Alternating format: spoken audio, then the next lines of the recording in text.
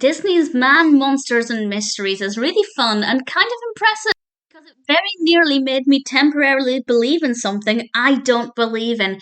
It doesn't have as much variety as I was expecting, but because I do very much care about the subject matter, I found it entertaining anyway. This was released in 1974. It's directed by Les Clark and written by Bill Berg and William Bosch. It's narrated by Sebastian Cabot, and we have Sterling Holloway as the voice of Nessie.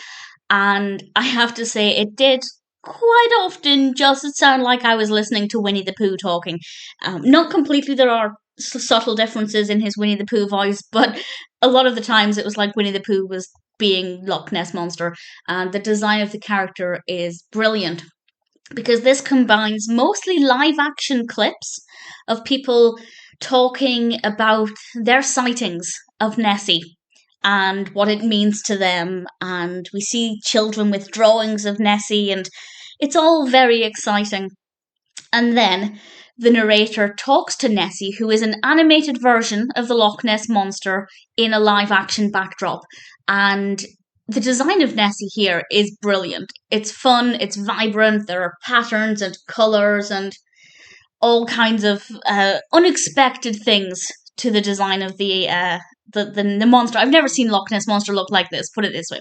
And I rather enjoyed that. I thought it was pretty good fun. And the reason it kind of slowly started to make me believe in Nessie is because the narrator says something to Nessie, and Nessie provides a viable answer.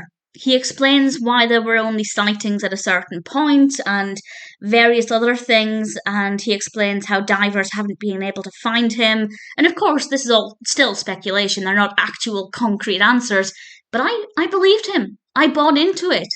And I honestly, for a second, started to think, you know what? These answers all make sense. Nessie could be real. Now, I'm not saying Nessie isn't real, but I don't believe in the Loch Ness Monster. That being said, I do very much care about Nessie and the myth. I've never been to Loch Ness. I know that makes me a terrible Scot. I would love to go, and I will go one day. But I love the myth of the Loch Ness Monster, and I just love the idea that it's real. I don't believe it, but I love the idea that one day somebody could find evidence. I'd love to be, proven wrong and that my disbelief is actually false because it's such a fun concept, and Nessie provides all of the answers.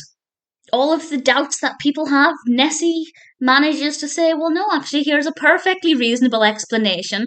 And of course, he does so with a charming voice. The slightly Winnie the Pooh voice is actually adorable, and it does work very well for this character.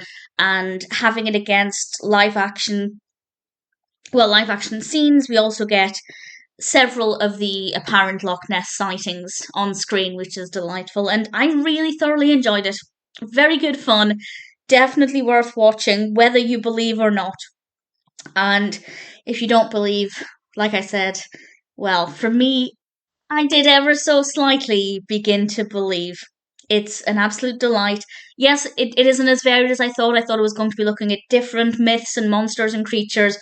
And if you're not that interested in Nessie and you wanted to hear other myths, then I can understand it not being that great. But if you are interested in the Loch Ness Monster, then Man, Monsters and Mysteries is definitely worth checking out. I had fun with it, and I definitely recommend it.